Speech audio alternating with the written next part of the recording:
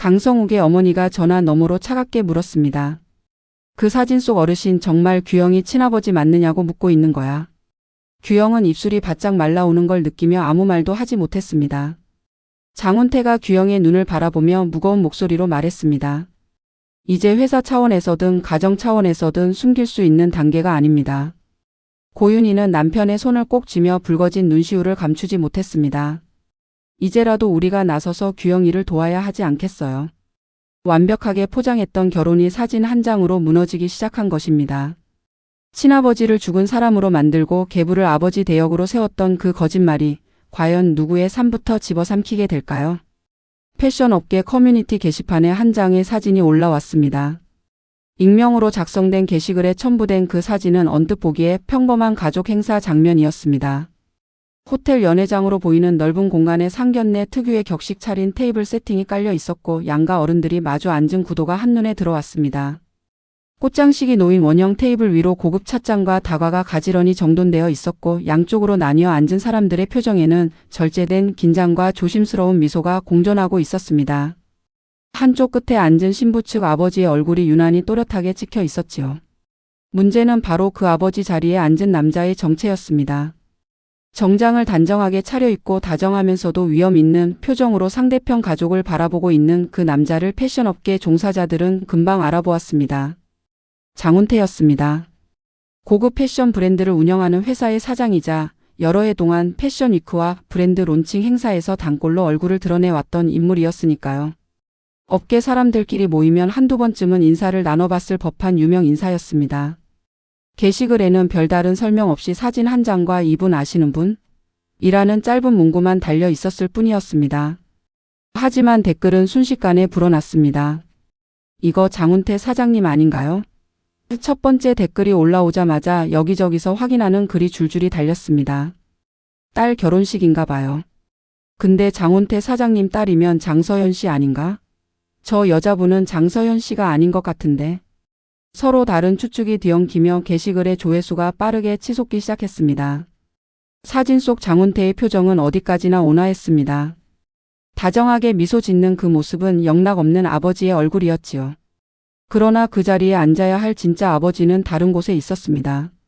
한석중은 딸에게 죽은 사람 취급을 당한 뒤로 한 발짝도 나서지 못한 채 어딘가에서 혼자 속을 끓이고 있었을 테니까요.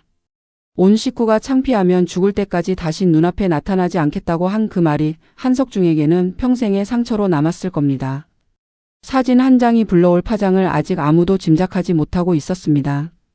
커뮤니티의 댓글 수는 시간이 지날수록 불어나고 있었고 사진은 이미 캡처되어 여러 곳으로 퍼져나가기 시작했습니다.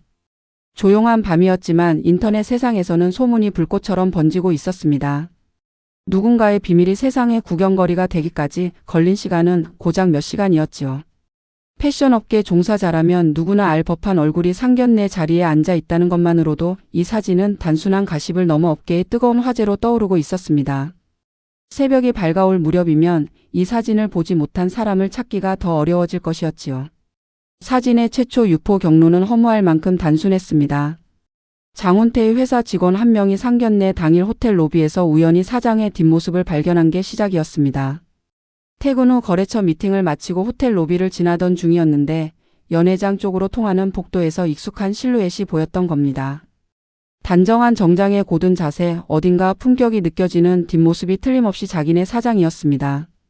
그 직원은 호기심에 먼저 고개를 들이밀었다가 상견례 자리라는 걸 보고는 얼른 발길을 돌렸습니다. 하지만 돌아서기 전 습관처럼 휴대폰을 꺼내 한 장을 찍어두었지요. 설마 이 사진 한 장이 세상을 흔들 줄은 꿈에도 모른 채 그 직원은 그날 저녁 지인들과의 단체 대화방에 별 생각 없이 올렸습니다. 오늘 호텔에서 장훈태 사장님 봤는데 딸 결혼 준비하시나 봐요. 가벼운 수다거리로 던진 한마디에 불과했습니다. 회사 일 끝나고 맥주 한 잔 마시며 나눈 잡담이었을 뿐이었지요. 그런데 그 대화방에 있던 누군가가 사진을 캡처해서 다른 단체 대화방으로 옮겼습니다. 거기서 또 다른 사람이 캡처한 뒤 패션업계 커뮤니티에 올렸고 돌멩이를 하나 던졌는데 산사태가 난 꼴이 되었습니다. 처음 사진을 올린 직원은 자신이 무슨 일을 저질렀는지 까맣게 모른 채 편하게 잠들어 있었을 겁니다. 장훈태 사장님 딸 결혼식 아니에요? 라는 댓글 밑에 치명적인 한 줄이 달렸습니다. 장서현 씨는 아직 결혼 소식이 없는데 저 여자분은 누구지? 장훈태의 외동딸이 장서현이라는 건 업계에서 모르는 사람이 없었습니다. 파슨스 출신의 디자이너로 아버지 회사에서 디자인팀을 이끌고 있는 인물이니까요. 그런데 사진 속 상견례 자리에 앉아있는 젊은 여자는 분명 장서현이 아니었습니다. 이 간극을 누군가 날카롭게 포착한 것이지요. 설마 숨겨진 딸이 있는 건가? 재혼해서 새 자녀가 있는 건 아니야? 아니면 아버지 대역 같은 거? 요즘 그런 것도 있다던데. 추측은 점점 과감해졌고 사실과 억측이 뒤범벅된 댓글들이 걷잡을 수 없이 불어났습니다. 사진 파일은 순식간에 복제되어 여러 커뮤니티와 단체 대화방을 거치며 가지를 뻗어가고 있었습니다. 누가 올렸는지보다 사진 속 진실이 무엇인지가 사람들의 궁금증을 끝없이 자극했습니다. 사진을 올린 게시글의 조회수는 새벽이 되기 전에 10,000 단위를 넘겼고 실시간 인기 게시글에 올라서면서 패션 업계가 아닌 일반 사용자들의 눈에까지 띄기 시작했습니다. 한 장의 사진이 만들어낸 파문은 이제 돌이킬 수 없는 수준으로 확산되고 있었습니다. 무심코 던진 돌멩이가 산사태를 일으킨 것처럼 한 장의 사진은 수많은 사람들의 입과 손을 거치며 거대한 파도가 되어 밀려오고 있었습니다. 규영은 오전 내내 환자를 보느라 휴대폰을 확인할 겨를이 없었습니다. 피부과 진료실 특유의 하얀 조명 아래서 레이저 시술을 집도하고 다음 환자의 차트를 넘기고 간호사에게 처방을 지시하며 쉴 틈 없이 움직이는 동안 바깥 세상에서 무슨 일이 벌어지고 있는지 전혀 알지 못했습니다. 규영에게 오전 진료 시간은 전쟁터나 다름없었고 환자의 피부 상태와 시술 계획만이 머릿속을 가득 채우고 있었으니까요. 잡념이 끼어들 틈이라곤 손을 소독하는 10여 초뿐이었습니다. 오전 진료가 끝나고 잠깐의 쉬는 시간이 주어졌을 때 규영은 가운 주머니에서 휴대폰을 꺼냈습니다. 화면에 빼곡히 쌓인 알림이 한꺼번에 쏟아져 나왔습니다. 단체 대화방 메시지만 27개, 부재중 전화 3통, 그리고 읽지 않은 문자 메시지 5개가 줄줄이 늘어서 있었습니다. 규영의 눈썹이 살짝 찌푸려졌습니다. 평소와 분명히 다른 양이었습니다. 단체 대화방에 이 정도 메시지가 쌓이려면 뭔가 큰일이 터졌다는 뜻이었지요. 가장 먼저 눈에 들어온 건 친구 세희가 보낸 메시지였습니다. 규영아, 이거 뭐야? 짧은 문장 아래 캡처된 사진 한 장이 붙어 있었습니다. 규영의 손가락이 화면 위에서 멈췄습니다. 호텔 연회장, 격식 있는 테이블 배치, 양가 어른들이 마주 앉은 자리, 그리고 그 한가운데 앉아있는 장훈태의 모습이 선명하게 찍혀 있었습니다.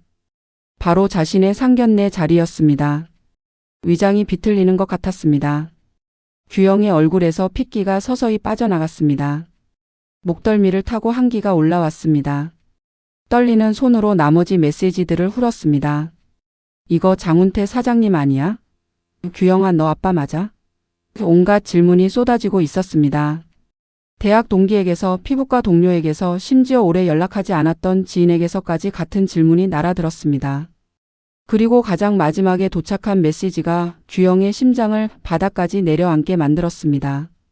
시댁 어른들 단체 대화방에도 같은 사진이 돌고 있다는 연락이었던 겁니다. 그 한 줄을 읽는 순간 규영은 다리에 힘이 빠지는 걸 느꼈습니다. 규영은 휴대폰을 움켜쥔 채 진료실 의자에 그대로 주저앉았습니다. 하얀 가운 아래로 심장이 미친 듯이 뛰는 게 느껴졌습니다. 아무도 모를 줄 알았습니다. 완벽하게 준비한 무대라고 믿었습니다. 그런데 사진 한 장이 그 무대의 바닥을 갈라놓기 시작한 것이었습니다. 간호사가 노크하며 다음 환자 안내를 알렸지만 규영의 귀에는 아무 소리도 들리지 않았습니다. 손에 쥔 휴대폰 화면이 알림으로 계속 밝아졌다 꺼졌다를 반복했고 그때마다 규영의 심장은 한 박자씩 건너뛰는 것 같았습니다.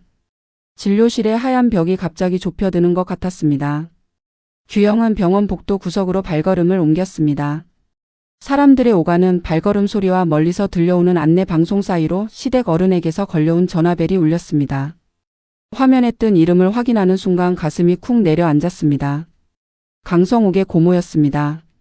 시댁 어른들 중에서도 입이 가볍지 않기로 소문난 분이었기에 이분이 직접 전화를 했다는 건 사안이 가볍지 않다는 뜻이었지요.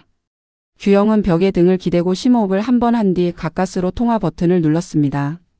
강성욱의 고모가 특유의 느긋하면서도 날카로운 말투로 운을 뗐습니다. 규영아, 물어볼 게 있는데. 규영은 입술을 꽉 다물며 고모의 다음 말을 기다렸습니다. 복도를 지나는 간호사의 발걸음 소리가 멀어질 때까지 꼼짝도 하지 않았습니다. 오늘 아침부터 우리 집안 단톡방에 사진이 하나 돌아다니거든. 상견례 때 사진인 것 같은데 이 사진 속 어르신이 규영이 친아버지 맞니? 직설적이면서도 부드러운 물음이었지만 그 안에 담긴 확인의 무게는 결코 가볍지 않았습니다. 규영은 최대한 태연한 목소리를 만들어냈습니다. 아, 네. 맞아요. 저희 아버지세요. 입에서 나오는 말과 달리 무릎이 후들거렸습니다. 복도 창문으로 들어오는 오후 햇살이 규영의 하얀 얼굴 위에 길게 내려앉았습니다.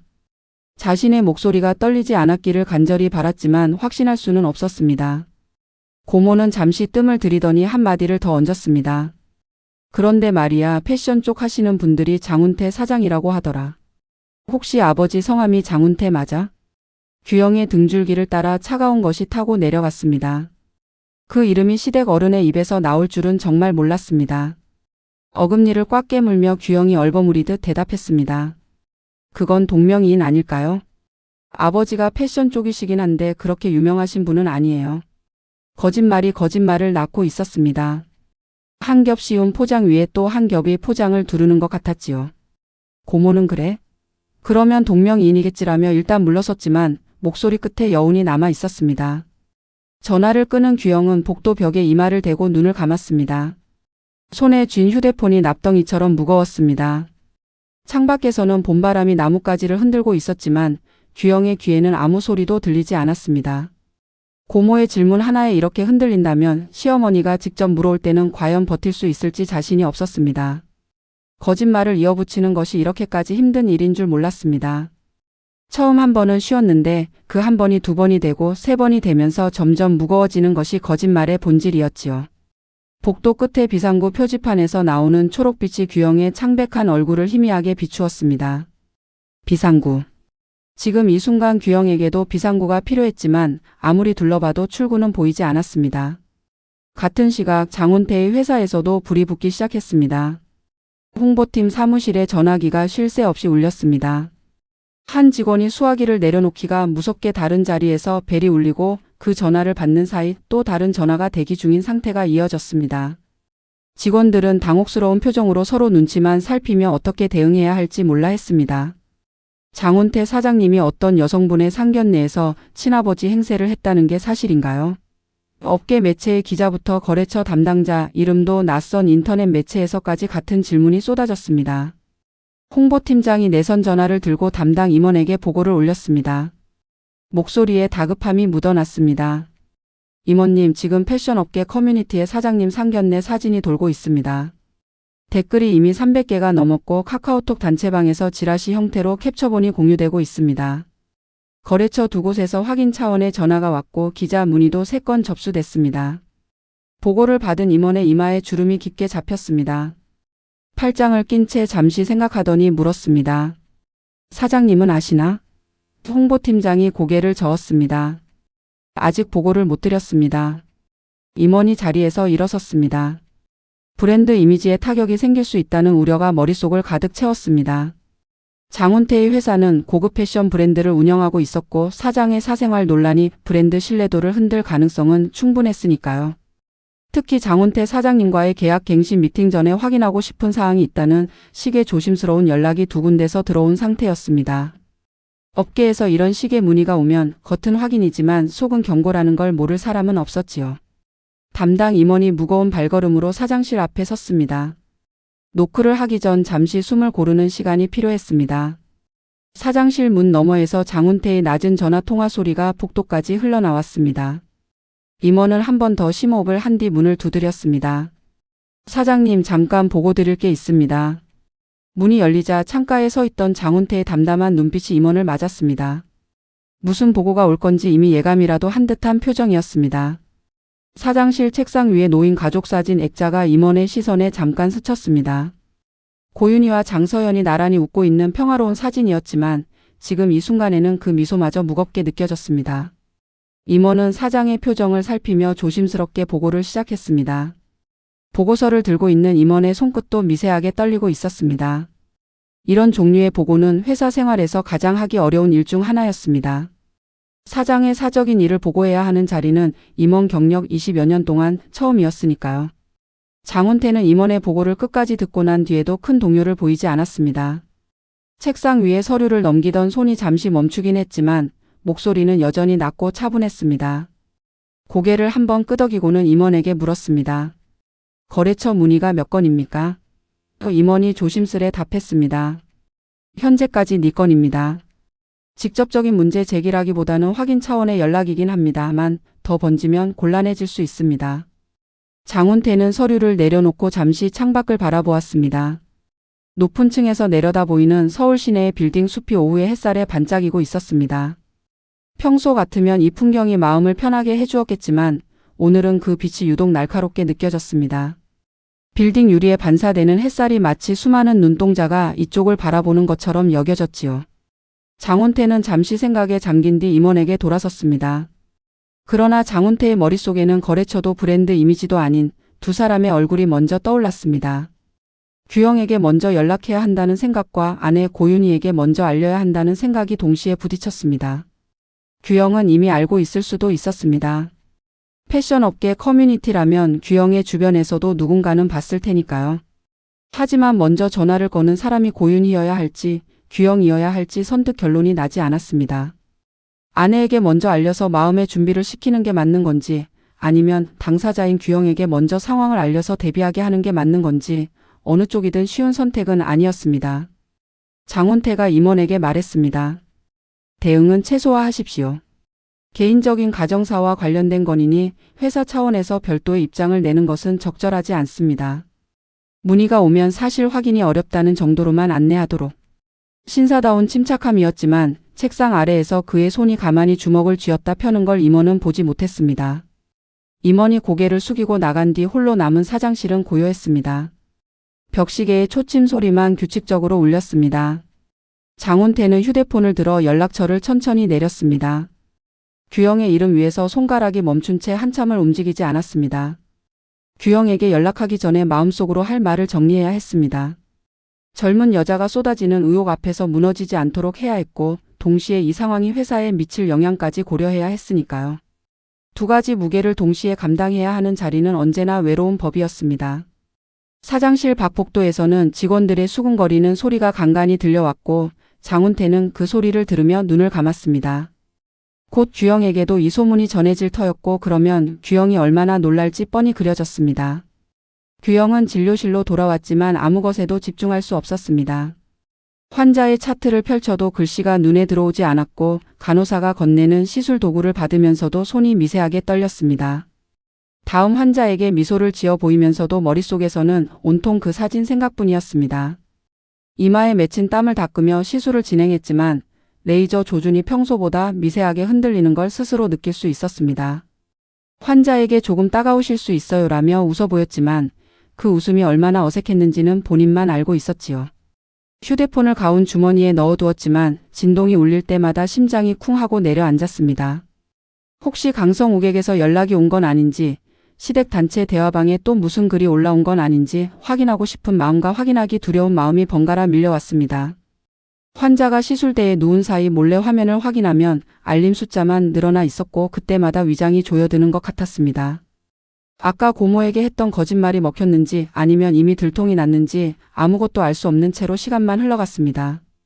오후 첫 환자의 시술을 마치고 나서 규영은 결국 더 버틸 수 없다는 걸 깨달았습니다. 이 상태로 환자를 보다가는 실수를 저지를 것 같았습니다. 손이 떨리는 상태에서 레이저를 다루는 건 위험했으니까요. 간호사에게 고개를 돌리며 말했습니다. 오늘 오후 예약 환자들 다른 선생님한테 부탁해줘. 나 급한 일이 생겨서 조퇴할게. 간호사가 걱정스러운 눈으로 바라보며 물었습니다. 선생님 어디 편찮으세요? 규영은 고개를 저으며 대답했습니다. 아니 집안일이야. 빨리 가봐야 해. 가운을 벗고 가방을 챙기는 손이 급했습니다. 탈의실 거울에 비친 자신의 얼굴이 유독 낯설었습니다. 아침에 꼼꼼히 바른 화장 아래로 핏기 없는 피부가 드러나 있었고 눈 밑에는 어두운 그림자가 내려앉아 있었습니다. 규영은 거울에서 시선을 떼고 서둘러 병원을 빠져나왔습니다. 주차장으로 향하는 발걸음이 거의 뛰다시피 빨랐습니다. 차 문을 열고 운전석에 앉은 순간 휴대폰이 다시 한번 길게 울렸습니다. 화면에 뜬 이름을 보고 규영의 숨이 멎는 듯 했습니다. 강성욱이었습니다. 규영은 진동하는 휴대폰을 들고 잠시 망설였습니다. 받아야 하는 건 알았지만 무슨 표정으로 무슨 말을 해야 할지 머릿속이 하얘졌습니다. 세 번째 진동이 울리기 전에 손가락이 화면을 스쳤습니다. 운전석 창문 너머로 주차장에 콘크리트 벽이 회색빛으로 드리워져 있었고 형광등 불빛 아래 규영의 손끝이 미세하게 떨리는 것이 보였습니다. 아침에 병원으로 출근할 때만 해도 평범한 하루가 될 줄 알았는데 불과 몇 시간 만에 세상이 완전히 뒤집혀버린 것이었습니다. 운전대를 잡은 손이 땀으로 미끄러웠고 심장 박동이 목까지 치밀어 오르는 것 같았습니다. 규영은 떨리는 손가락으로 가까스로 통화 버튼을 눌렀습니다. 운전석 시트에 등을 깊이 기대며 최대한 평온한 목소리를 만들어내려 애썼습니다. 차 안의 공기가 답답하게 느껴져 창문을 살짝 열자 주차장 특유의 매캐한 콘크리트 냄새가 스며들어 왔습니다. 밖에서 들려오는 자동차 경적 소리가 유난히 크게 울렸고 어딘가에서 철문 닫히는 소리가 메아리처럼 길게 퍼졌습니다. 강성욱의 목소리가 먼저 들려왔습니다. 다정하면서도 어딘가 조심스러운 톤이었습니다. 규영아, 나야. 어머니께서 오늘 아침에 사진 하나를 보시고 걱정하시던데 별일 아니지? 규영은 입안이 사막처럼 바싹 마르는 걸 느꼈습니다. 강성욱이 별일 아니지라고 물은 건 이미 그 사진을 봤다는 뜻이었습니다. 시댁 어머니까지 사진을 본 것이었지요. 규영의 손가락이 핸들 위에서 하얗게 질릴 만큼 꽉 쥐어졌습니다. 규영이 애써 웃음을 담아 대답했습니다. 별거 아니야, 자기. 누가 아버지 사진을 장난으로 올린 것 같은데 신경 쓰지 마. 목소리에 웃음을 실었지만 음성 끝이 미세하게 갈라지는 걸 규영 스스로도 알았습니다.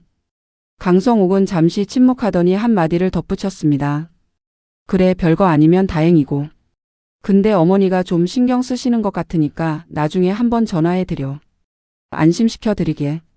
다정한 말투 속에 은근한 확인의 기운이 섞여 있었습니다. 규영은 응 알겠어라고 짧게 답하고 서둘러 통화를 마무리했습니다. 한마디라도 더 하면 목소리가 무너질 것 같았으니까요.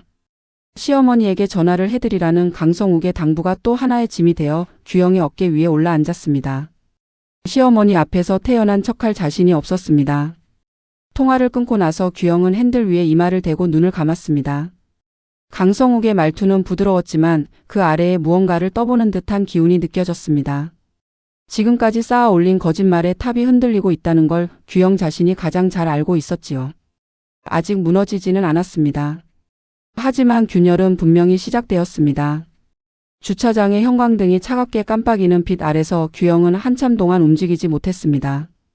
다음에 어떤 거짓말을 해야 할지, 어떤 표정을 지어야 할지 아무것도 떠오르지 않았습니다. 시동을 걸어야 한다는 생각조차 떠오르지 않은 채 규영은 고요한 차 안에서 자신의 거친 숨소리만 듣고 있었습니다.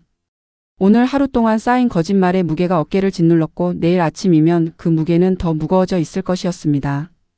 규영의 눈가가 붉어진 것을 느끼며 백미러에 비친 자신의 얼굴에서 시선을 돌렸습니다.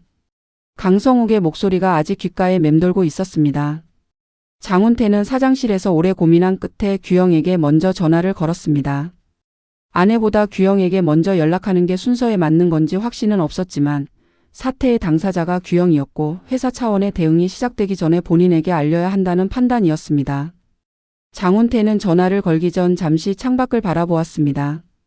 빌딩 사이로 서산에 걸린 해가 붉게 물들어가고 있었습니다. 긴 하루가 저물어가고 있었지만 이 일의 끝은 아직 보이지 않았지요. 전화벨이 2번 울리고 규영의 목소리가 들려왔습니다. 평소와 달리 가라앉은 톤이었습니다. 장훈태는 조용히 말을 꺼냈습니다. 규영 씨 사진이 온라인에 퍼진 거 알고 있지요? 규영이 짧게 답했습니다. 네, 알고 있어요, 회장님. 목소리가 잔뜩 움츠러들어 있었습니다. 장훈태는 차분하게 경위를 설명했습니다. 회사 직원이 우연히 찍은 사진이 단체 대화방을 거쳐 커뮤니티까지 퍼졌다는 것, 이미 업계 지라시로 번졌다는 것, 거래처에서 문의가 들어오기 시작했다는 것까지 빠짐없이 전했습니다. 사실을 있는 그대로 전하되 규영을 다그치거나 탓하는 기색은 한치도 보이지 않았습니다. 규영의 목소리가 다급해졌습니다. 회장님, 제발 아무 말도 하지 마세요. 제가 알아서 처리할게요. 회사에서 입장을 내거나 해명하시면 안 돼요. 애원에 가까운 어조였습니다. 장훈태는 수화기 너머로 규영의 떨리는 숨소리를 들으며 잠시 눈을 감았습니다.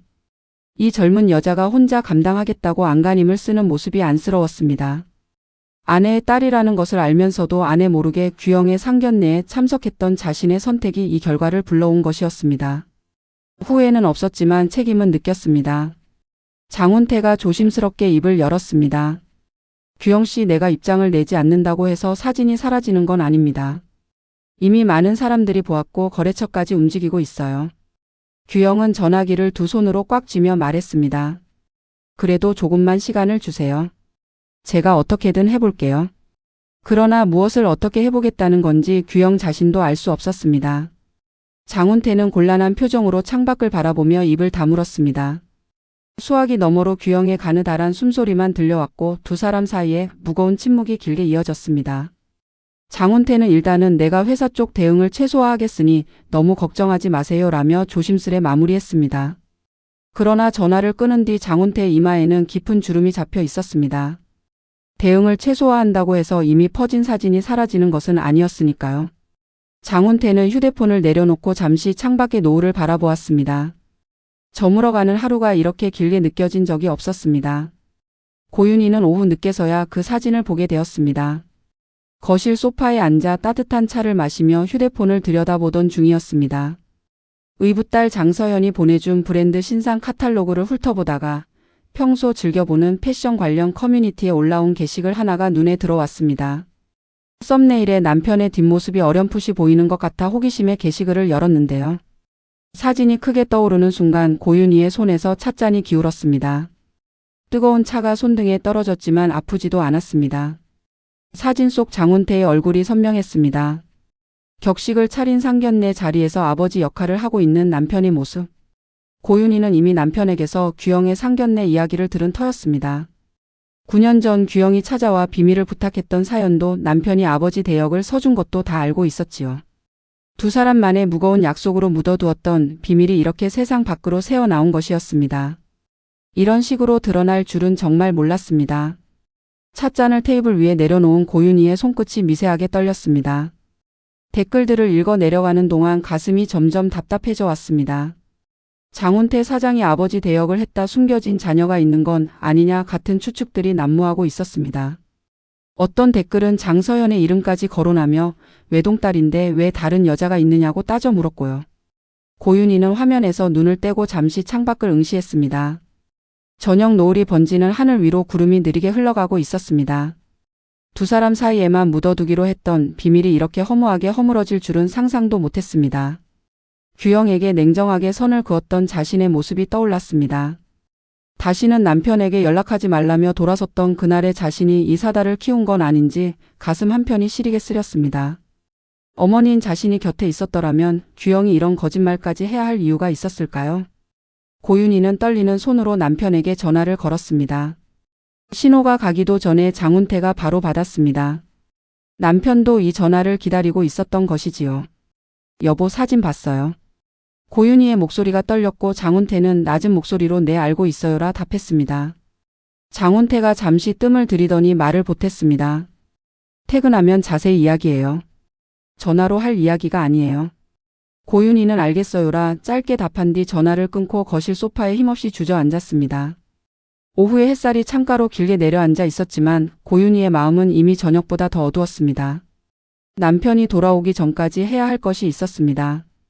마음을 정리하는 것이었지요. 규영에 대한 감정, 이 비밀에 대한 감정, 그리고 자기 자신에 대한 감정을 하나씩 꺼내 마주해야 했습니다. 장훈태의 회사 회의실에는 무거운 공기가 가라앉아 있었습니다. 긴 테이블 양쪽에 앉은 임원 4명과 홍보팀장이 보고 자료를 앞에 두고 장훈태를 바라보았습니다. 벽면의 대형 스크린에는 문제가 된 커뮤니티 게시글의 캡처 화면이 띄워져 있었고 그 아래 줄줄이 달린 댓글의 일부가 보였습니다. 회의실 안에는 커피향과 긴장감이 뒤섞여 있었습니다. 아무도 먼저 입을 열지 않은 채 장훈태의 발언을 기다렸습니다. 장훈태는 스크린을 한번 훑어본 뒤 담담하게 입을 열었습니다. 지금까지 파악된 상황을 간략히 정리하겠습니다. 온라인에 유포된 사진은 사실입니다. 그리고 이건 지극히 개인적인 가정사에 해당합니다. 회사 차원에서 별도의 해명이나 입장을 낼 필요는 없다고 봅니다. 임원들 사이에서 불안한 시선이 오갔습니다. 홍보팀장이 조심스레 말을 꺼냈습니다. 사장님, 그런데 벌써 거래처 이곳에서 문의가 들어왔습니다. 아직은 확인 수준이지만 이게 더 커지면 다음 달 계약 갱신에 영향을 줄 수도 있습니다. 다른 임원이 말을 받았습니다. 업계 지라시로 번진 이상 무대응이 오히려 의혹을 키울 수도 있지 않겠습니까? 또 다른 임원도 한마디 보탰습니다. 기자 문의까지 들어왔으니 최소한의 입장 정리는 필요하지 않을까요? 회의실 안에 긴장이 한층 높아졌습니다. 장훈태가 천천히 고개를 들었습니다. 그래서 무엇을 어떻게 해명하자는 겁니까? 조용하지만 단호한 한마디에 회의실이 잠시 조용해졌습니다. 장훈태는 자리에서 일어서며 말을 이었습니다. 거래처 문의에는 사실 확인이 어렵다는 정도로만 안내하십시오. 회사의 사업과 개인의 가정사는 분리해서 판단해야 합니다. 그 이상의 대응은 오히려 불필요한 관심을 끌 뿐입니다. 신사적인 어조 안에 더 이상 논의의 여지가 없다는 무게가 실려 있었습니다. 회의실을 나서는 장훈태의 발걸음은 평소처럼 곧았습니다. 그러나 사장실 문을 닫은 뒤 혼자 남겨진 그의 어깨가 미세하게 내려앉았습니다. 사업의 신뢰도와 가정의 평화 사이에서 어느 쪽도 쉽게 놓을 수 없는 무게가 두 어깨를 짓누르고 있었습니다. 책상 위 액자 속에서 웃고 있는 가족 사진이 오늘따라 유독 멀게 느껴졌습니다. 장훈태는 넥타이를 살짝 풀며 의자 등받이에 몸을 기댔습니다. 규영의 부탁을 들어주었을 때는 이런 결과까지 예상하지 못했습니다. 가장 올바른 선택이 가장 큰 공경을 부르는 경우가 세상에는 있는 것이지요. 장훈태는 빈 커피잔을 내려다보며 혼잣말처럼 중얼거렸습니다. 어디서부터 풀어야 할지. 답이 없는 질문이었지만 그래도 물어야만 했습니다. 사장이라는 자리가 이렇게까지 외로운 것인지 새삼 느끼는 저녁이었습니다. 창밖의 노을이 사장실 벽면을 붉게 물들이고 있었습니다. 규영은 조퇴하자마자 곧장 장훈태의 회사로 차를 몰았습니다. 운전하는 내내 머릿속이 하얗게 비어 있었습니다. 신호등이 바뀌는 것도 옆 차선의 경적 소리도 귀에 들어오지 않았습니다. 오로지 한 가지 생각뿐이었습니다. 장훈태의 회사가 자신 때문에 곤란해지면 안 됩니다. 그건 곧 고윤희의 가정이 흔들리는 것이고 고윤희의 가정이 흔들리면 이 모든 게 자신의 잘못으로 돌아올 테니까요. 앞차가 브레이크를 밟았을 때 뒤늦게 반응해서 급정거하는 바람에 뒤따르던 차가 경적을 울리기도 했습니다. 회사 로비를 지나 엘리베이터에 올랐을 때 거울에 비친 자신의 모습이 낯설었습니다. 화장기 없는 창백한 얼굴에 불안이 가득한 눈. 아침에 꼼꼼히 바른 파운데이션은 이미 얼룩져 있었고 눈밑이 어둡게 그늘져 있었습니다.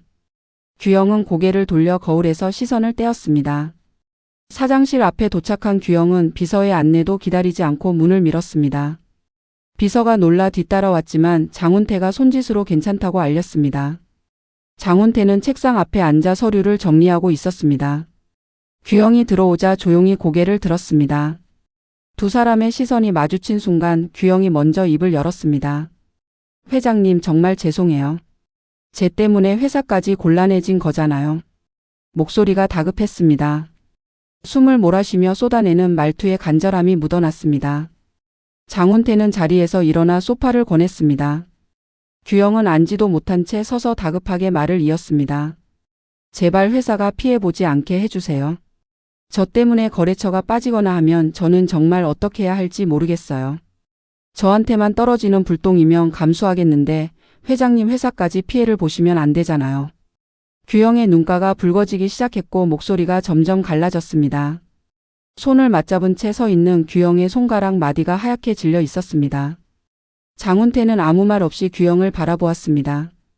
딸처럼 아끼는 마음이 한편에 있었고 아내에 대한 미안함이 다른 한편에 있었습니다. 규영을 도와야 한다는 것과 더 이상 거짓말에 가담해서는 안 된다는 것 사이에서 장훈태의 마음이 갈라지고 있었습니다. 장훈태가 조용히 말했습니다. 일단 앉으세요, 규영 씨. 규영은 그제서야 힘없이 소파에 주저앉았습니다. 장훈태가 물 한 잔을 따라 건넸지만 규영의 손이 떨려 잔을 제대로 잡지 못했습니다. 물잔 위로 흔들리는 수면이 규영의 마음 상태를 그대로 비추고 있었지요. 장훈태는 규영이 진정할 시간을 주기 위해 잠시 창가로 걸음을 옮겼습니다. 밖에서 들려오는 도시의 소음이 사장실의 무거운 침묵을 더욱 부각시키고 있었습니다. 규영의 흐느끼는 숨소리가 조금씩 잦아들기를 기다렸습니다. 잠시 침묵이 흐른 뒤 장훈태가 무게를 실어 입을 열었습니다. 규영 씨 솔직하게 말하겠습니다. 장훈태의 시선이 규영의 얼굴에 고정되었습니다. 규영은 소파 위에서 두 손을 꽉 쥔 채 고개를 들었습니다. 장훈태의 표정이 평소와 달리 굳어 있는 걸 보고 심장이 쿵 내려앉는 기분이 들었습니다. 무슨 말이 나올지 짐작되면서도 듣고 싶지 않다는 마음이 앞섰습니다. 장훈태가 차분하지만 단호한 목소리로 말했습니다. 아내도 이미 알고 있습니다. 사진이 돌고 있다는 걸요. 이제 회사 차원에서든 가정 차원에서든 숨길 수 있는 단계가 아닙니다. 규영의 얼굴이 하얗게 질렸습니다. 입술이 바르르 떨리더니 다급한 목소리가 터져 나왔습니다. 그럼 저는 어떡해요? 시댁에서 아버지가 장훈태 사장이라는 걸 알면 다 끝나는 거잖아요. 부모님이 돌아가셨다고 한 것까지 들키면 그게 얼마나 큰 사기예요. 장훈태는 긴 한숨을 내쉬며 말을 이었습니다. 내가 입장을 내든 내지 않든 사진은 이미 퍼졌습니다. 패션 업계에서 내 얼굴을 아는 사람이 한둘이 아닌데 모른 척하는데도 한계가 있어요. 잠시 멈추었다가 장훈태는 한마디를 더 보탰습니다. 규영 씨가 진실을 이야기할 때가 됐다고 생각합니다. 규영의 눈에 눈물이 고이기 시작했습니다. 회장님은 제 사정을 아시잖아요. 시댁에서 저를 어떻게 볼지, 자기한테 무슨 말을 해야 할지 저는 하나도 준비가 안 됐어요. 규영은 고개를 숙이며 떨리는 목소리로 말했습니다. 한순간의 체면 때문에 이 지경이 된 건 저도 알아요. 근데 지금 와서 진실을 말하면 거짓말한 것까지 합쳐서 더 큰 문제가 되잖아요. 장훈태는 말없이 규영을 바라보았습니다. 그의 표정에는 안쓰러움과 곤혹스러움이 뒤섞여 있었습니다. 더 이상 물러설 곳이 없어 보이는 장훈태의 눈빛을 마주하며 규영은 비로소 깨달았습니다. 이 사람도 자신 때문에 궁지에 몰려 있다는 것을요. 회사의 신뢰도가 흔들리고 아내에게 면목이 없고 자신의 부탁을 들어주었다는 이유만으로 이 공경에 빠진 사람이었습니다. 규영은 두 손으로 얼굴을 가리고 소리 없이 울기 시작했습니다. 사장실 안에는 규영의 가느다란 흐느낌과 에어컨 바람 소리만이 교차하고 있었습니다. 장훈태는 서류 위에 놓인 펜을 만지작거리며 규영이 울음을 그칠 때까지 기다렸습니다. 어떤 위로의 말도 이 순간에는 가볍게 들릴 것이 분명했으니까요. 창밖으로 서서히 기울어가는 오후의 해가 사장실 바닥에 길고 낮은 그림자를 드리우고 있었습니다. 장훈태는 규영의 울음이 잦아들기를 기다리며 앞으로 이 일을 어떻게 수습해야 할지 머릿속으로 경우의 수를 따져보기 시작했습니다. 회사의 입장, 아내의 마음, 규영의 결혼, 세 가지를 모두 지킬 수 있는 방법이 있을까요? 쉽지 않았지만 포기할 수도 없는 숙제였습니다. 그날 밤 장훈태는 집으로 돌아와 고윤희와 마주 앉았습니다. 거실 조명을 한 단계 낮춘 채 두 사람은 소파 양쪽 끝에 자리했습니다. 평소에는 나란히 앉아 다정하게 이야기를 나누던 부부였지만 오늘은 서로의 얼굴을 정면으로 마주볼 필요가 있었습니다. 테이블 위에는 식은 차 두 잔이 놓여 있었고 둘 다 한 모금도 입에 대지 않은 상태였습니다.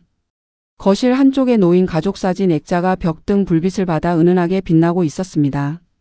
장훈태가 먼저 입을 열었습니다. 여보, 사진 본 거 알고 있지요? 고윤희는 작게 고개를 끄덕였습니다. 장훈태는 차분하게 사진이 유출된 경위를 설명했습니다. 회사 직원이 우연히 찍은 사진이 단체 대화방을 거쳐 커뮤니티까지 퍼졌다는 것, 거래처에서 확인 전화가 들어왔다는 것, 회사 회의에서 대응을 최소화하기로 했다는 것까지 빠짐없이 전했습니다.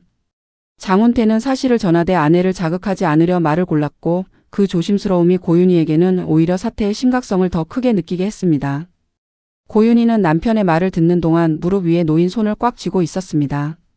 눈빛이 서서히 흔들리기 시작했습니다. 남편이 당한 일이 안쓰러우면서도 그 사진 속에 담긴 사연이 세상에 알려질 수 있다는 현실이 무겁게 다가왔습니다. 고윤희가 낮은 목소리로 물었습니다. 규영이한테는 연락했어요? 장훈태가 끄덕이며 답했습니다. 오늘 회사로 찾아왔습니다. 많이 놀란 것 같았어요.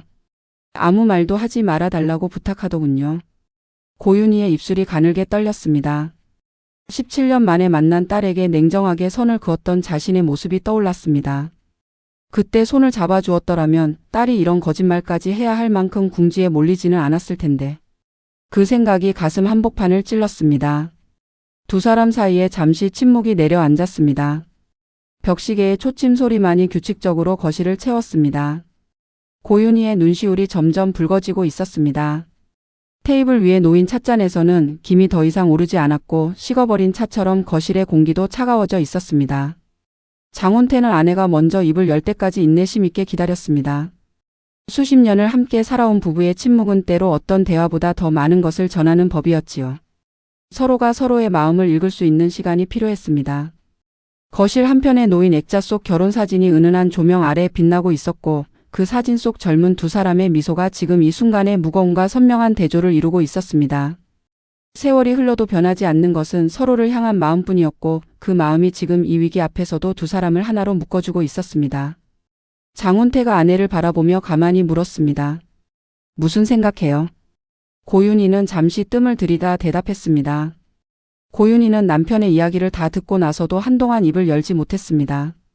입술을 깨물며 창밖을 바라보았습니다. 거실 너머 베란다 유리창 밖으로 저녁 어둠이 내려앉고 있었고 먼 곳에 가로등이 하나둘 불을 밝히고 있었습니다. 밤이 오면 어둠은 더 짙어질 테지만 이 이야기의 끝은 아직 보이지 않았습니다. 멀리서 자동차의 경적 소리가 희미하게 들려왔다가 사라졌습니다. 두 사람 사이에만 묻어두기로 한 규영의 비밀이 어깨 지라시로 번졌다는 현실이 가슴을 짓눌렀습니다. 남편이 규영의 부탁을 들어준 것은 잘못이 아니었고 남편이 아버지 대역을 서준 덕분에 규영의 상견례가 무사히 끝났던 것인데 그 대가가 이렇게 돌아올 줄은 정말 몰랐습니다. 당신 자식이면 내 자식이라던 남편의 말이 결국 남편 자신에게도 짐이 되어버린 것이지요. 규영을 돕겠다고 나선 남편의 넓은 마음이 이렇게 세상에 노출되어 손가락질을 받게 될 줄은 꿈에도 몰랐습니다. 고윤희는 남편에 대한 미안함과 규영에 대한 걱정이 동시에 밀려와 숨이 막혔습니다. 고윤희가 떨리는 목소리로 말했습니다. 내가 그때 규영이한테 너무 매정하게 군 건 아닌지 모르겠어요. 장훈태가 아내의 손을 가만히 잡았습니다. 고윤희는 손을 잡힌 채 말을 이었습니다. 다신 남편한테 연락하지 말라고 선을 그어버렸잖아요. 규영이가 아버지한테 기댈 데가 없으니까 당신한테 부탁한 거잖아요. 내가 좀 더 따뜻하게 대했으면 이런 일까지는 안 벌어졌을 텐데.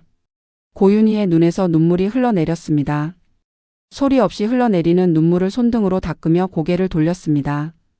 17년 전 아이들을 두고 나올 수밖에 없었던 그날부터 지금까지 규영에게 해준 것이 무엇인지 생각하면 할 말이 없었습니다.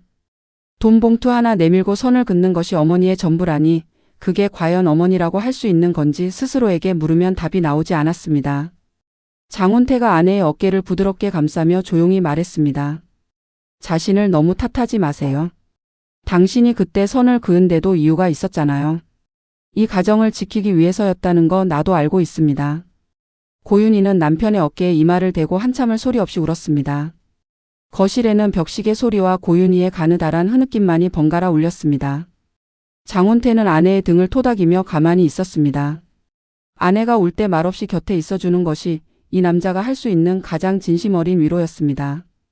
어둠이 깊어지는 거실에서 두 사람의 그림자가 하나로 겹쳐져 벽에 길게 드리워져 있었습니다. 오늘 하루가 끝나도 이 이야기는 끝나지 않을 것이었습니다. 내일이면 더 많은 질문이 밀려올 테고 더 많은 대답을 준비해야 할 것이었지요. 같은 시각 규영의 휴대폰이 다시 울렸습니다.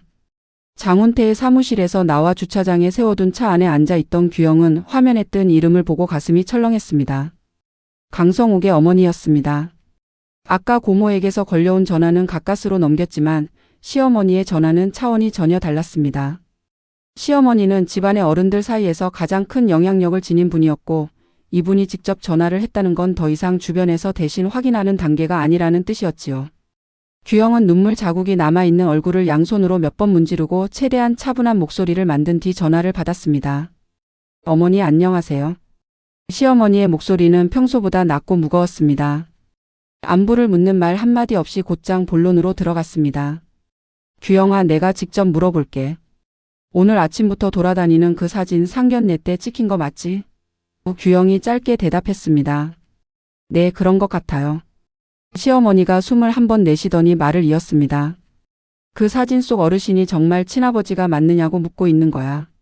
주변에서 장훈태 사장이라는 얘기가 자꾸 나오니까. 목소리에 감정을 실지 않으려 애쓰는 티가 역력했지만 그 절제 자체가 이 질문이 얼마나 무거운지를 보여주고 있었습니다.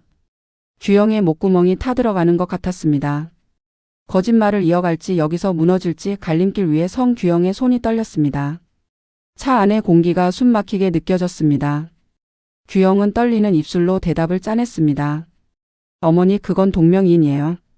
아버지가 패션 쪽에 계시긴 한데 그 유명하신 분은 아니세요. 이미 고모에게 한 번 했던 거짓말이었지만 같은 말을 반복하는 것이 이번에는 훨씬 더 어려웠습니다. 시어머니는 고모와 달리 쉽게 넘어갈 분이 아니었으니까요. 자신의 목소리가 신뢰를 주고 있는 건지 전혀 확신이 없었습니다. 시어머니는 잠시 침묵하더니 그래 알겠다라며 전화를 끊었습니다. 짧은 대답이었지만 그 안에 담긴 의심의 무게가 규영을 짓눌렀습니다. 납득했다기보다는 일단 물러서는 느낌이었지요. 통화가 끝난 뒤 규영은 손이 떨려 휴대폰을 떨어뜨릴 뻔했습니다. 가까스로 잡은 휴대폰을 가슴에 대고 눈을 감았습니다. 차 안은 조용했지만 규영의 머릿속은 폭풍이었습니다. 시어머니의 그래 알겠다라는 세 글자가 머릿속에서 반복 재생되었습니다. 정말 알겠다는 뜻인지 아니면 더 알아보겠다는 뜻인지 그 짧은 말 한마디의 무게가 규영을 끝없이 불안하게 만들었습니다. 차창 밖으로 지나가는 사람들의 발걸음이 규영에게는 아득하게 느껴졌습니다. 모두가 평범한 하루를 보내고 있는데 규영만 혼자 지옥 같은 시간 속에 갇혀 있는 것 같았습니다. 시어머니의 알겠다는 한마디가 안심이 아니라 불안으로만 느껴지는 밤이었습니다. 밤이 깊어진 거실에서 장훈태와 고윤희는 여전히 마주 앉아 있었습니다. 한참을 울고 난 뒤에 고윤희는 오히려 눈빛이 맑아져 있었습니다.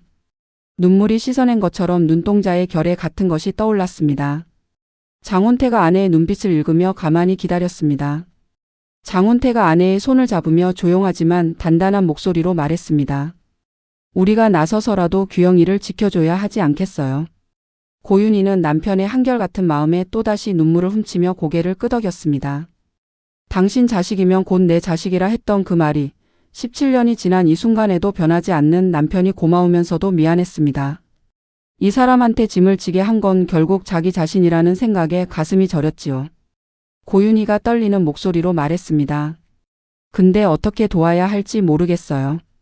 얼마 전에 다시 남편한테 연락하지 말라고 선을 그었는데 이제 와서 제가 무슨 낯으로 규영이한테 손을 내밀어요. 장훈태가 아내의 어깨를 가만히 두드리며 답했습니다. 그때 선을 그은 것과 지금 아이를 돕는 건 별개예요. 규영 씨가 곤란에 빠졌을 때 외면하는 건 당신답지 않잖아요. 고윤희는 남편의 말에 한참 동안 아무 말을 하지 못했습니다. 17년 전 아이들을 두고 나올 수밖에 없었던 그날의 죄책감이 다시 밀려왔습니다. 규영이 체면을 지키겠다고 아버지를 죽은 사람 취급하고 계부를 아버지 대역으로 세운 것도 따지고 보면 어머니가 곁에 없었기 때문이 아닌지. 그 생각이 고윤희의 가슴을 세게 때렸습니다. 어머니가 곁에 있었더라면 규영이 이런 무모한 선택을 하지 않았을 수도 있었겠지요. 고윤희가 눈물을 닦으며 남편을 바라보았습니다. 당신 말이 맞아요. 이제라도 규영이를 도와야 해요. 제가 먼저 연락해 볼게요. 장훈태는 아내의 결심에 고개를 끄덕이며 손을 더 꽉 잡아주었습니다. 거실 창밖으로 보이는 밤하늘에 별이 드문드문 떠 있었습니다. 고윤희는 휴대폰을 꺼내 규영의 번호를 찾아 화면에 띄워놓았습니다. 아직 전화를 거는 건 아니었습니다.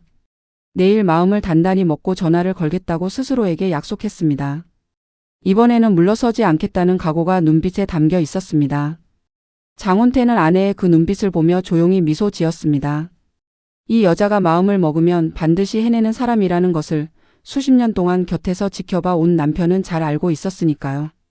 장훈태가 아내의 손을 꼭 잡으며 말했습니다. 당신이라면 할 수 있을 거예요. 규영이에게도 당신의 마음은 전해질 거예요. 고윤희는 남편의 말에 작게 끄덕이며 입술을 꽉 깨물었습니다. 내일은 오늘보다 강해져야 했습니다. 친딸의 손을 잡기 위해서라면 무엇이든 할 각오가 필요했으니까요. 규영은 차 안에서 한참을 울다가 겨우 몸을 추슬렀습니다. 시어머니의 전화를 끊은 뒤로 시간이 얼마나 지났는지 감각이 없었습니다. 차창 밖은 이미 어두워져 주차장의 형광등만이 차가운 빛을 아래로 쏟아내고 있었습니다. 주차장에는 이미 퇴근한 사람들의 차가 빠져나가고 빈자리들이 하나둘 늘어나 있었습니다. 규영의 차만 불도 끄지 않은 채 한자리에 멈춰 있었지요. 규영은 운전석 등받이에 머리를 뉘고 천장을 올려다보았습니다. 완벽하게 포장했던 결혼이 한순간에 무너질 수 있다는 공포가 온몸을 휘감았습니다. 시댁에서 장훈태가 친아버지가 아니라는 걸 알게 되면 부모가 살아있는데도 죽었다고 거짓말한 것까지 합쳐서 돌이킬 수 없게 될 것이었습니다. 아버지 대역을 부탁한 것도 부모가 돌아가셨다고 속인 것도 전부 들킬 판이었습니다. 사랑해서 결혼하는 게 아니라 돈과 체면을 위해 감행한 결혼이었기에 진실이 드러나면 지킬 것이 아무것도 없다는 사실이 가장 두려웠습니다. 강성욱의 얼굴이 떠올랐습니다. 다정하게 웃으며 다이아 반지를 내밀던 그 얼굴. 인생의 로또라 생각했던 그 결혼이 한 장의 사진 앞에서 이렇게 허무하게 흔들리다니요. 규영은 자신이 우습기도 하고 분하기도 하고 무엇보다 무서웠습니다. 휴대폰 화면을 켜보니 강성욱에게서 문자가 와 있었습니다. 규영아, 오늘 힘들었지? 푹 쉬어. 내일 보자. 평소와 다를 바 없는 다정한 말투였습니다. 하지만 규영은 그 문자를 읽으며 오히려 더 불안해졌습니다. 강성욱이 아무것도 모른 채 보내는 다정함이 거짓 위에 세운 성에 발라놓은 회반죽 같았습니다. 조금이라도 금이 가면 한꺼번에 무너져 내릴 것 같았지요. 규영은 문자에 답장을 보내지 못한 채 화면을 껐습니다. 어둠이 내려앉은 차 안에서 혼자 앉아 내일은 어떤 표정을 지어야 할지, 어떤 말을 준비해야 할지 아무것도 생각해내지 못했습니다. 시동도 걸지 않은 차 안에서 규영의 숨소리만 가늘게 울렸습니다. 이대로 시간이 멈추어 버렸으면 좋겠다는 생각이 들었습니다. 내일이 오지 않으면 더 이상의 거짓말도 더 이상의 질문도 받지 않아도 되니까요. 하지만 밤은 언제나 끝이 있었고 아침은 어김없이 찾아올 것이었습니다. 규영은 깊은 한숨을 내쉬며 겨우 시동을 걸었습니다. 집으로 향하는 길이 오늘따라 유난히 멀게 느껴졌습니다. 교차로의 빨간 신호등 앞에서 멈출 때마다 규영의 머릿속에는 오늘 하루 동안 들었던 질문들이 끝없이 되감겼습니다. 그 사진 속 어르신이 정말 친아버지 맞니? 그 물음이 귓가에서 떠나지 않았습니다. 핸들을 잡은 손에 힘이 들어갔다 빠졌다를 반복했고 눈앞의 도로가 눈물로 흐릿해져 깜빡이는 신호등마저 번져 보였습니다. 그 시각 장훈태의 회사에는 야간 당직자만 남아 불을 밝히고 있었습니다. 비어있는 사장실 책상 위에는 보고서 한 부가 놓여 있었습니다. 대응 방향을 묻는 홍보팀의 보고서 위에 장훈태의 붉은 펜으로 보류라는 두 글자만 적혀 있었습니다. 사장실의 창문 너머로 서울의 야경이 반짝이고 있었지만 그 불빛을 바라볼 사람은 이미 자리에 없었습니다. 컴퓨터 모니터도 꺼져 있었고 빈 커피잔만 책상 위에 남아 있었습니다. 고윤희는 거실 소파에서 일어나 부엌으로 향했습니다. 뜨거운 물을 끓이며 잔을 꺼내는 동안 규영에게 어떤 말부터 꺼내야 할지 머릿속으로 정리해 보았습니다. 얼마 전 냉정하게 선을 그었던 자신이 이제 와서 손을 내밀면 규영이 받아줄지 알 수 없었습니다. 하지만 이대로 지켜만 보고 있을 수는 없었지요. 남편이 말했듯이 당신 자식이면 곧 내 자식이라고 했으니까요. 주전자에서 물이 끓어오르는 소리가 조용한 부엌을 채웠습니다. 고윤희는 남편에게 따뜻한 차 한 잔을 건네며 조심스럽게 물었습니다. 내가 내일 규영이한테 먼저 연락해보면 어떨까요? 너를 도와주고 싶다고 혼자 감당하지 말라고. 장훈태가 아내의 눈을 바라보며 천천히 끄덕였습니다. 그래요. 그게 좋겠어요. 장훈태의 목소리에는 아내의 결심을 존중하는 조용한 힘이 담겨 있었습니다. 고윤희는 찻잔을 감싸 쥔 채 가만히 고개를 숙였습니다. 따뜻한 김이 얼굴을 스쳤고 그 온기가 조금이나마 마음의 한기를 녹여주는 것 같았습니다. 부엌 창문 너머로 보이는 아파트 단지의 불빛들이 하나둘 꺼져가고 있었습니다. 세 사람은 각자의 자리에서 이 거짓말의 뒷감당을 시작하고 있었습니다. 장훈태는 회사와 가정 사이에서 균형을 잡으려 했고 고윤희는 17년간 놓았던 딸의 손을 다시 잡으려 했으며 규영은 무너져 내리는 거짓의 성벽 앞에서 버티려 안간힘을 쓰고 있었습니다. 밤은 깊어갔고 세 사람 누구도 쉽게 잠들지 못했습니다. 내일이 오면 이 사진 한 장이 불러올 파장은 더욱 거세질 터였으니까요. 장훈태의 사장실 창문에 비치는 서울의 불빛도 고윤희가 바라보는 거실 창밖의 밤하늘도 규영이 운전하며 스쳐 지나가는 가로등 불빛도 모두 같은 밤의 것이었지만 세 사람의 마음은 제각기 다른 어둠 속에 잠겨 있었습니다. 거짓말이 만들어낸 미궁에서 출구를 찾기 위한 세 사람의 긴 밤이 이제 막 시작되고 있었습니다. 사진 한 장이 뒤흔든 세 사람의 운명이 내일 어떤 방향으로 흘러갈지는 아직 아무도 알 수 없었습니다. 밤바람이 장훈태의 사장실 창문을 가볍게 두드리는 소리만이 어둠 속에 남아 있었습니다. 세 사람이 각자의 자리에서 같은 밤을 견디고 있었고 그 밤 끝에 어떤 아침이 기다리고 있을지는 오직 시간만이 알고 있었습니다. 이번 이야기에서 가장 오래 마음에 남는 건 거짓말이라는 것이 얼마나 무거운 짐인가 하는 점입니다. 사랑이 온다에는 유독 거짓말이 많이 등장합니다. 누군가를 지키려는 거짓말, 자신을 포장하려는 거짓말, 그리고 차마 진실을 말할 수 없어서 그냥 삼켜버린 거짓말까지요. 그 거짓말들이 하나하나 쌓이면서 결국 가장 큰 피해를 보는 건 거짓말을 한 사람 자신이라는 걸 이 드라마는 끊임없이 보여주고 있습니다. 거짓말은 처음 한 번은 쉬워 보이지만 두 번, 세 번 반복할수록 그 무게는 배로 불어나지요. 특히 이 드라마에서 거짓말은 단순히 속이는 행위가 아니라 그 사람이 무엇을 가장 소중하게 여기는지를 드러내는 거울이기도 합니다. 사랑을 지키려는 거짓말과 체면을 지키려는 거짓말은 겉으로는 비슷해 보여도 속은 전혀 다르지요.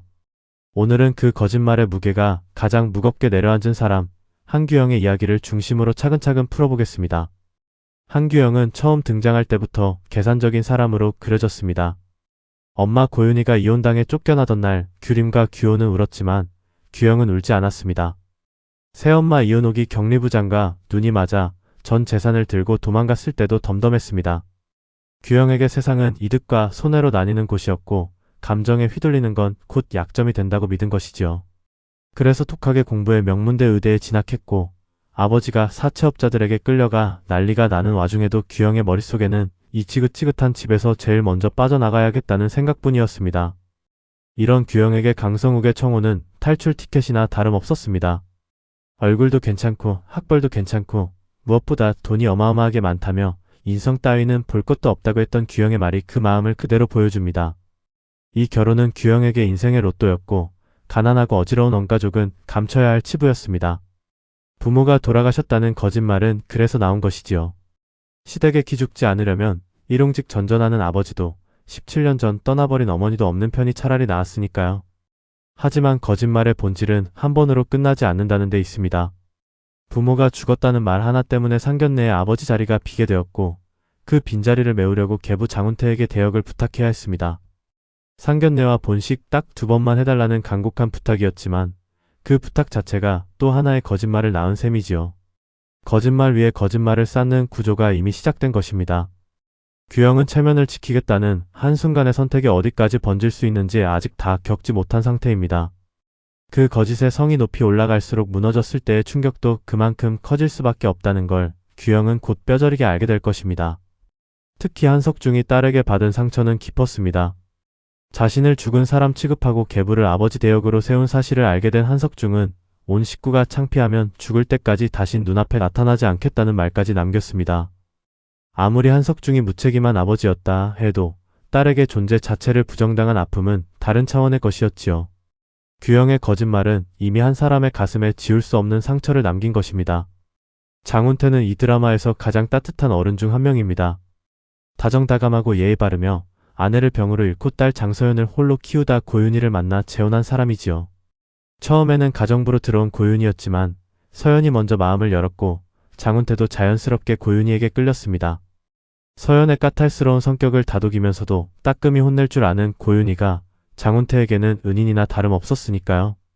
그런 장훈태가 규영의 부탁을 들어준 건 어찌 보면 당연한 일이었습니다. 아내의 딸이면 곧 내 자식이나 마찬가지라는 말을 진심으로 믿는 사람이었으니까요. 9년 전 규영이 등록금을 빌리러 찾아왔을 때도 흔쾌히 내어주었고 규영이 엄마를 만나지 않겠다며 비밀로 해달라고 했을 때도 그 뜻을 존중했습니다. 상견례 아버지 대역까지 서준 건 규영의 절박함을 외면하지 못한 장훈태다운 선택이었지요.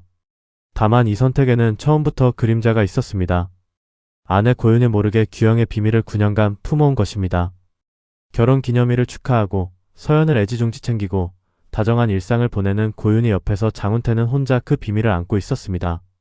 올바른 일을 하고도 떳떳할 수 없는 상황, 누군가를 도우면서도 다른 누군가에게는 숨겨야 하는 상황이 장훈태를 조용히 짓눌러 왔을 것입니다. 결국 장훈태가 고윤희에게 그 상견례가 규영의 자리였음을 털어놓은 건 더 이상 혼자 짊어질 수 없는 지점에 도달했기 때문이겠지요.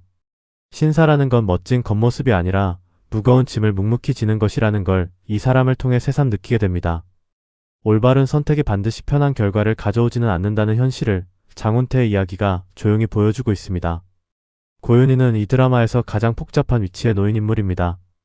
규림, 규영, 규호의 친어머니이면서 서연의 계모이고 장훈태의 아내입니다.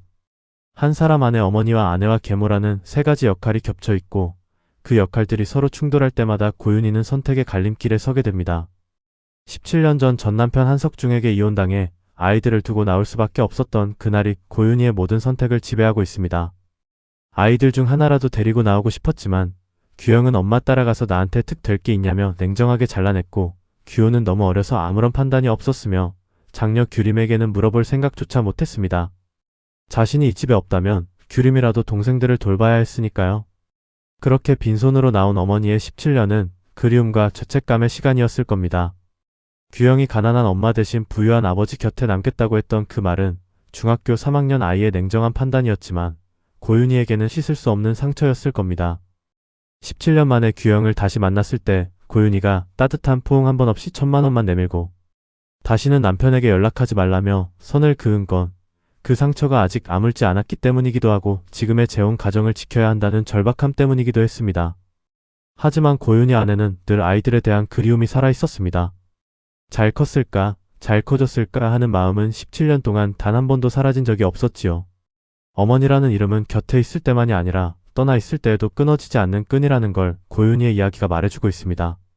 규영에게 냉정했던 건 자신의 가정을 지키려는 방어였지만 그 방어가 오히려 딸을 더 깊은 궁지로 몰아넣은 건 아닌지 고윤희 스스로도 답을 내리지 못하고 있을 것입니다. 여기서 한 가지 더 짚어볼 것은 고윤희가 김무진의 마음을 흔드는 여자를 뒷조사하려 나섰다는 사실입니다. 의붓딸 서연의 연적이 누군지 알아보겠다며 박정호에게 연락처를 캐묻고 있는데 정작 그 여자가 다름 아닌 친딸 규림이라는 걸 고윤희는 까맣게 모르고 있습니다. 어머니가 딸의 정체도 모른 채 딸을 조사하는 이 아이러니가 고윤희라는 인물의 비극을 더욱 선명하게 보여주고 있지요. 17년의 공백이 만들어낸 단절이 이렇게까지 깊다는 것입니다. 사랑이 온다 해서 거짓말은 크게 두 갈래로 나뉩니다. 한규림의 거짓말과 한규영의 거짓말입니다. 같은 아버지 밑에서 같은 가난 속에서 자란 두 자매가 각자 거짓말을 택했지만 그 방향은 정반대였습니다. 규림은 김무진을 지키려고 거짓말을 했습니다. 일부러 속물 연기를 하고 1억을 요구한 척하며 녹음기까지 남기고 떠났습니다. 자신이 악역이 되더라도 김무진이 모든 걸 버리는 걸 막으려 한 것이죠. 그 거짓말의 대가로 규림은 8년을 홀로 아들 한결을 키우며 반찬가게에서 억척스럽게 살아왔습니다. 사랑하는 사람을 위해 자기를 희생한 거짓말이었습니다. 반면 규영의 거짓말은 자신을 지키려는 것이었습니다. 가난한 집안을 숨기고 부모를 죽은 사람으로 만들고 계부를 아버지 대역으로 세운 건 전부 시댁 앞에서 체면을 세우기 위해서였습니다. 그 거짓말의 대가는 규영 자신이 아니라 장훈태와 고윤희와 한석중, 주변 사람들에게 돌아가고 있습니다. 자기를 보호하려다 남에게 피해를 주는 거짓말이었지요. 같은 집안에서 자란 두 자매가 이토록 다른 방식의 거짓말을 선택한 건 결국 무엇을 지키려 하느냐의 차이입니다. 규림은 사랑을 지키려 했고 규영은 지위를 지키려 했습니다. 두 거짓말 모두 나름의 이유가 있었고 둘 다 처절했지만 그 끝은 전혀 다른 곳을 향하고 있습니다. 규림의 거짓말은 8년 뒤 재회라는 형태로 풀릴 기미를 보이고 있지만 규영의 거짓말은 오히려 시간이 갈수록 조여오는 올가미가 되어가고 있지요. 한 가지 더 생각해 볼 것은 규림은 거짓말의 대가를 자기 혼자 치렀지만 규영은 그 대가를 주변 사람들에게 나눠 지우고 있다는 점입니다. 장훈태가 회사에서 곤란을 겪고 고윤희가 죄책감에 시달리고 한석중이 상처받는 것 모두 규영의 거짓말이 뿌린 씨앗에서 자라난 것이지요. 누구를 위한 거짓말이냐에 따라 그 결과도 이렇게 달라진다는 걸 두 자매의 대비가 분명하게 보여주고 있습니다. 강성욱은 아직 베일에 쌓여있는 인물입니다. 넓은 지식과 위트 넘치는 매너를 두루 갖추고 있고 다이아 반지를 내밀며 규영에게 청혼하는 모습은 더할 나위 없는 상대처럼 보였습니다. 규영이 인생의 로또라고 여긴 것도 무리는 아닙니다. 하지만 이 드라마는 강성욱의 이면에 경악할 만한 비밀이 숨겨져 있다고 일찍이 암시했습니다. 시한부 선고를 받은 한 여인을 곁에서 지키며 반드시 살려내겠다고 다짐하는 장면이 그것이지요. 아직 그 여인이 누구인지, 강성욱이 왜 그런 결심을 했는지, 그리고 그것이 규영과의 결혼에 어떤 의미를 가지는지는 밝혀지지 않았습니다. 겉으로는 완벽해 보이는 이 남자의 속내가 무엇인지 드라마는 아직 카드를 보여주지 않고 있습니다. 규영이 돈과 체면만 보고 뛰어든 이 결혼의 상대방에게도 다른 목적이나 사연이 있을 수 있다는 점이 씁쓸합니다. 서로의 진심을 들여다보지 않고 조건만 맞춰 시작한 관계는 한쪽이라도 흔들리면 순식간에 무너질 수 있습니다. 규영의 거짓말이 드러나는 시점과 강성욱의 비밀이 드러나는 시점이 겹친다면 이 결혼은 이중의 파도를 맞게 되는 셈이지요. 강성욱의 숨겨진 실체가 드러나는 순간이 규영의 결혼을 가를 분기점이 될 수 있다는 점에서 이 인물의 행보를 주의 깊게 지켜볼 필요가 있습니다. 규영의 상견례 사기는 이미 여러 사람의 삶에 균열을 만들었습니다. 한석중은 딸에게 죽은 사람 취급을 당한 상처를 안고 떠났고 장훈태는 아내에게 9년간의 비밀을 털어놓아야 했으며 고윤희는 17년 만에 다시 딸의 문제 앞에 섰습니다. 규영 한 사람의 거짓말이 만들어낸 파장이 세 가정을 동시에 흔들고 있는 것이죠. 규영이 앞으로 마주할 가장 큰 벽은 시댁이 진실을 알게 되는 순간일 겁니다. 부모가 살아있는데도 돌아가셨다고 거짓말한 사실과 계부를 아버지 대역으로 세운 사실이 한꺼번에 드러나면 그건 단순한 거짓말이 아니라 결혼의 전제 자체를 속인 것이 되니까요. 체면을 위해 감행한 결혼이기에 진실이 드러나면 규영이 지키려 했던 것들이 모두 사라질 수 있습니다. 다만 고윤희의 움직임은 눈여겨볼 만합니다. 장훈태에게 비밀을 듣고 난 뒤 고윤희의 마음속에서 무언가가 바뀌기 시작했습니다. 17년간 놓았던 딸의 손을 다시 잡으려는 어머니의 마음이 고개를 든 것이지요. 고윤희가 규영에게 먼저 손을 내민다면 그건 규영에게 예상치 못한 변수가 될 수 있습니다. 냉정하게 선을 그었던 어머니가 다시 다가오는 것을 규영이 어떻게 받아들일지 아직 알 수 없지만 혼자가 아니라는 사실을 깨닫는 순간이 온다면 규영의 선택도 달라질 여지가 있습니다. 거짓말의 성벽이 무너진 자리에서 진심으로 쌓아 올리는 관계가 시작될 수 있을까요? 그 답은 규영 자신의 손에 달려 있습니다. 사랑이 온다는 사랑만큼이나 거짓말의 무게를 이야기하는 드라마입니다. 규림의 거짓말은 사랑하는 사람을 지키려는 희생이었고 규영의 거짓말은 초라한 현실에서 벗어나려는 방어였습니다. 같은 집안, 같은 환경에서 자랐지만 두 사람이 택한 길은 전혀 달랐지요. 거짓말이 무너질 때 남는 건 결국 그 사람이 무엇을 지키려 했느냐는 진심뿐이라는 걸 이 두 자매의 이야기가 나란히 보여주고 있습니다.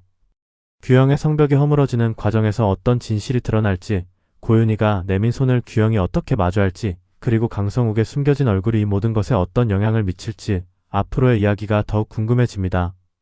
거짓말이 가장 무너지기 쉬운 순간은 진심이 고개를 드는 순간이라는 걸 이 드라마는 매 회차마다 우리에게 조용히 일러주고 있습니다. 오늘도 이 긴 이야기 끝까지 함께 해주셔서 감사합니다. 거짓말 속에 갇힌 규영의 이야기가 앞으로 어떻게 풀려갈지 다음 영상에서 이어가겠습니다. 좋아요와 구독, 알림 설정까지 꼭 부탁드리겠습니다. 그럼 다음에 또 봬요.